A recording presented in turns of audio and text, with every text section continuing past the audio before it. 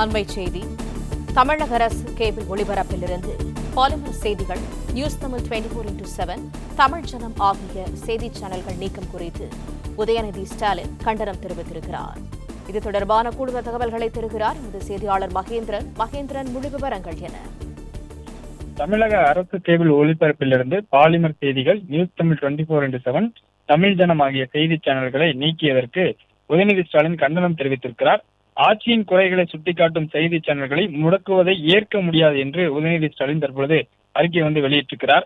ஒளிபரப்பு நிறுத்தப்பட்டதற்கு அரசு தரப்பில் வேறு காரணம் சொல்லப்பட்டாலும் அரசை விமர்சிக்காத மற்ற சேனல்களுக்கு எந்த சிக்கலும் இல்லை என்று கூறியிருக்கிறார். அதேபோன்று நீக்கப்பட்ட சேனல்களில் ஒளிபரப்பு தொடர அரசு உடனடியாக நடவடிக்கை எடுக்க வேண்டும் என்று உதயநிதி ஸ்டாலின் வலியுறுத்தியிருக்கிறார்.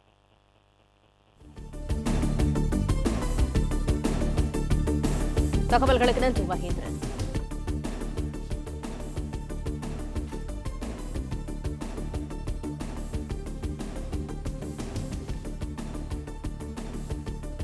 நீக்கப்பட்ட சேனல்களின் ஒளிபரப்பு தொடர அரசு உடனடியாக நடவடிக்கை எடுக்க வேண்டும் என உதயநிதி ஸ்டாலின் குறிப்பிட்டிருக்கிறார்.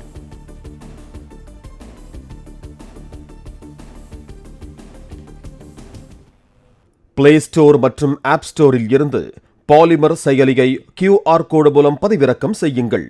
செய்திகளை உடனுக்குடன் பெறுங்கள்.